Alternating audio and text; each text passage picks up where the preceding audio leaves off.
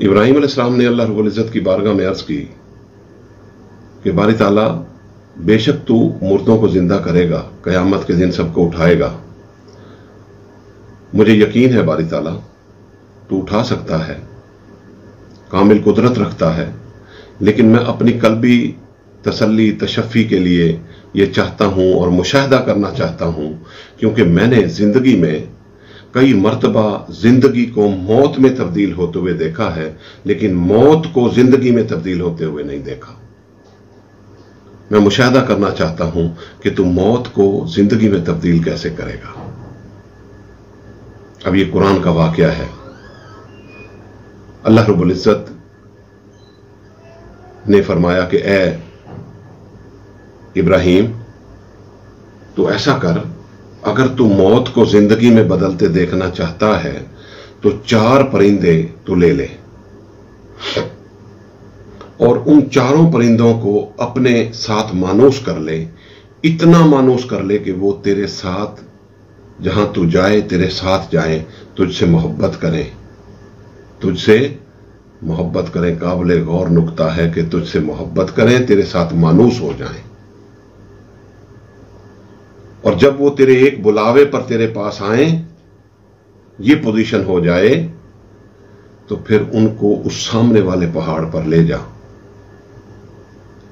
और वहां जाकर उनको ज़िबा कर दे, और ज़िबा करके उनकी बोटियां कर दे, उनका हड्डियों का चूरा कर दे, उनका कीमा बना दे, उनको उस कीमे को वहीं रख दे, और फिर दूसरे पहाड़ पर जाकर उनको आवाज दे जिस आवाज में तू उन्हें पहले बुलाता था, फिर वही आवाज दे, तो तू देखेगा कि तेरे वही 4 परिंदे जो तुझसे मानूस थे, वो तेरी आवाज सुनकर किस तरह उड़ते हुए तेरे पास आते हैं, और उनकी बोटियां चूंकि मिक्स हो चुकी थीं, उनकी बोटियां उड़ उड़कर एक दूसरे से किस तरह जुड़ती हैं।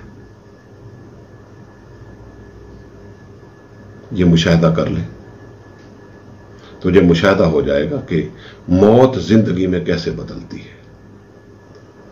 अब ये अल्लाह रब्बुल इज़्ज़त ने फरमा दिया। अब इसके अंदर उरफा इसकी तफसीर बयान फरमाते हैं और एक और पहलू निकालते हैं कि दरअसल इसके अंदर तसव्वुफ का बहुत बड़ा पहलू है, और वो ये है कि अल्लाह रब्बुल इज़्ज़त ने तो फरमाया था 4 परिंदे ले ले, कोई भी ले ले। देखना तो सिर्फ यह था कि मौत जिंदगी में कैसे बदलती है। चारों मोर भी लिए जा सकते थे, जबकि आदम अलैहिस्सलाम ने एक मोर लिया, एक कौवा लिया, एक कबूतर लिया, एक मुर्ग लिया। अब ये चारों परिंदे लेने के बाद अब देखना तो सिर्फ यह था, चारों मुर्ग ले लेते कि वो किस तरह बदलते हैं। अब अल्लाह रब्बुल इज़्ज़त का फरमान के 4 परिंदे ले, इसके अंदर क्या हिकमत है। फिर आगे इब्राहीम अलैहिस्सलाम ने उन 4 परिंदों का इंतखाब किया, उसमें क्या हिकमत है।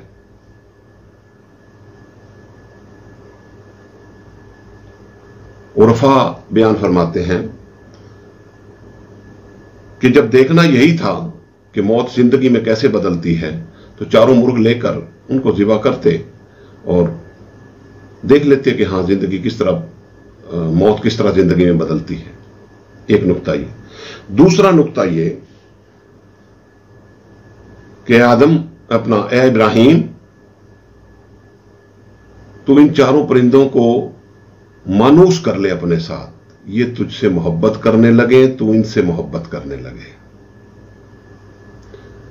अब ये नुक्ता बड़ा काबिल गौर है कि फिर जाकर तू इन्हें ज़िबा कर दे। जब मोहब्बत करना शुरू हो जाता है कोई किसी से, तो फिर उसके गले पे छुरी चलाना बड़ा मुश्किल होता है। लेकिन इब्राहीम अलैहिस्सलाम तो इनसे भी ज्यादा मोहब्बत करने वाले पर छुरी चला चुके थे अपने रब के लिए, अपने रब के लिए। अब ये उम्मत को सिखाना मकसूद था कि तू उसको मानूस कर ले, और फिर उन्हें ज़िबा कर। आप एक कुर्बानी का बकरा पालते हैं हजरत, पूरा साल उसको पालते हैं, जब छुरी चलाने का वक्त आता है आप तो को तो पता है ये अल्लाह की रजा के लिए छुरी चल रही है, लेकिन वो बच्चे उन्हें नहीं पता, उनका रो रो के बुरा हाल हो जाता है। वो रोते हैं कि हम उनसे प्यार करते थे, उस बकरे से आपने उस पर छुरी चला दी। अब उन बच्चों को तो नहीं पता ना कि ये अल्लाह और उसके रसूल की सुन्नत में इसको कुर्बान किया गया है। तो जब किसी के साथ अटैचमेंट हो जाती है तो फिर उसके गले पे छुरी नहीं चलाई जा सकती। तो पता चला कि ऐ इब्राहिम छुरी चला। एक तो ये नुक्ता इसके अंदर बयान किया गया, तवज्जो से आप बात को सुनेंगे। फिर इब्राहिम अलैहिस्सलाम ने जिन परिंदों का इंतखाब किया उनमें एक कौवा है, एक मोर है, एक मुर्ग है, एक कबूतर है। इन चारों का इंतखाब क्यों किया? उरफा फरमाते हैं इसलिए किया कि इन चारों परिंदों में एक एक रज़ाइल मौजूद है। एक ऐसी आदत है जो खतरनाक है, नफसानी ख्वाहिश है। कौवे में हरामखोरी है,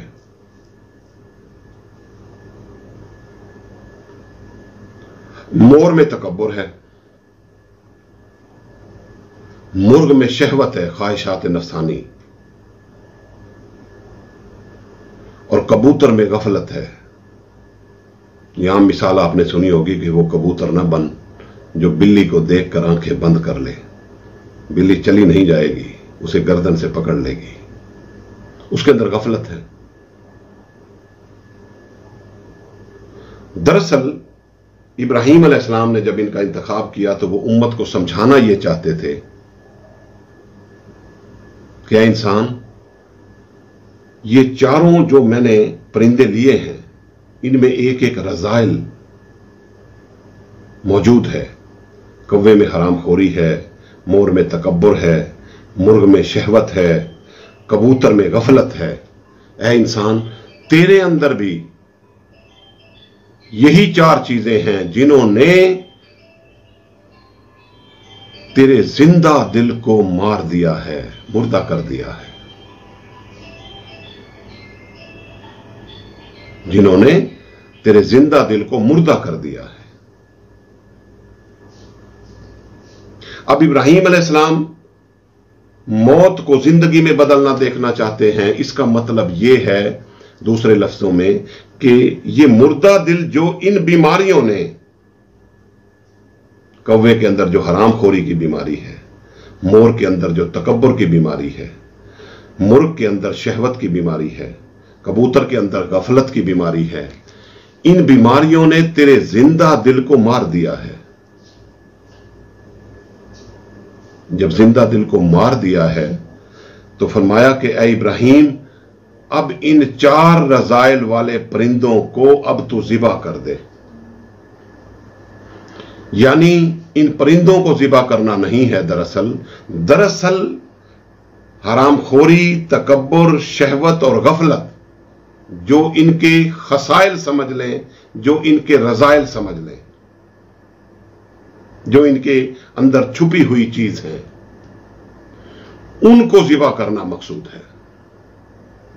और इब्राहिम अलैहिस्सलाम ने उम्मत को यह दर्स दिया कि बंदे, ये चारों चीजें, कौवे की हरामखोरी, मोर का तकब्बुर, मुर्ग की शहवत, कबूतर की गफलत, ये तेरे अंदर मौजूद है।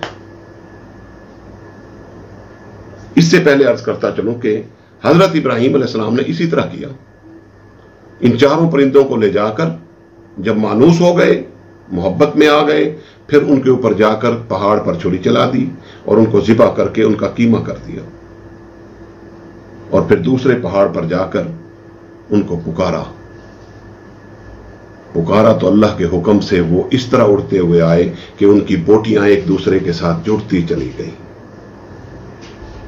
जिसकी जो बोटी थी वो दूसरी उसमें से अलग होकर उसी में चली गई जहां का वो खमीर था। इस तरह उड़कर जुड़ती रही एक दूसरे के साथ। इब्राहिम अलैहिस्सलाम ने मुशाहिदा कर लिया और उम्मत को यह दर्स दिया कि इंसान, तेरे अंदर कौवे की हरामखोरी, मोर का तकब्बुर, मुर्ग की ख्वाहिशात नफसानी और कबूतर की गफलत तेरे अंदर मौजूद है। तू भी अगर जिंदगी को, मौत को जिंदगी में बदलते हुए देखना चाहता है, तेरा मुर्दा दिल जिंदा करना चाहता है जो मुर्दा हो गया है, और इन बीमारियों ने तुझे, तेरे दिल को मार दिया है।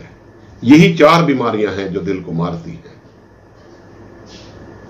अगर तू चाहता है कि तेरा दिल फिर से जिंदा हो जाए, तो तू भी, जिस तरह मैंने कौवा, मोर और मुर्ग ज़िबा नहीं किए, बल्कि मैंने भी हरामखोरी, तकब्बुर और शहवत और गफलत को ज़िबा किया है, इसी तरह है बंदे, तू भी अपने अंदर से हरामखोरी को, तकब्बुर को, शहवत को, गफलत को, तू इनको ज़िबा कर दे। जब तू ज़िबा कर देगा, इनके यानी दिल से निकाल दे, ये तेरी चाहते हैं, इनको दिल से निकाल दे और निकाल कर इनको ज़िबा कर दे। जब तू ज़िबा कर देगा तो तू दिल देखेगा कि तेरा दिल जिंदा हो गया है,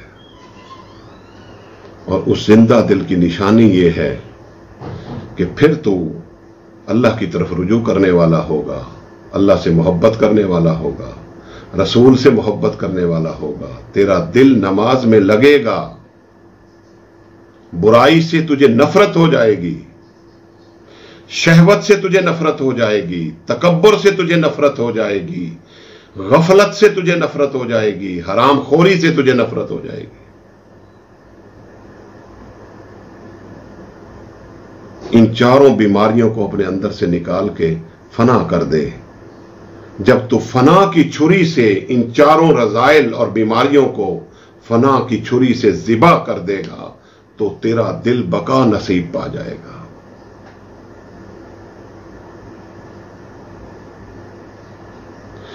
दोस्तों, ये कुरान का नुस्खा है,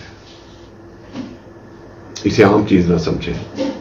कुरान में एक एक चीज पुर हिकमत है, हमारी सोच भी नहीं जा सकती। कयामत तक उरफा और तफसीर लिखने वाले उलमा, ये सब इसके अंदर से इस किस्म की चीजें कयामत तक अखज करते रहेंगे। हर नए से नए दौर में नई से नई बात एक ही आया करीमा से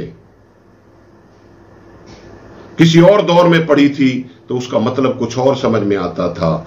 फिर कुरान करीम का यह मौजज़ा है कि फिर वो किसी और दौर में पढ़ेगा तो फिर कोई और चीज समझ में आएगी, उससे ऊंची चीज समझ में आएगी।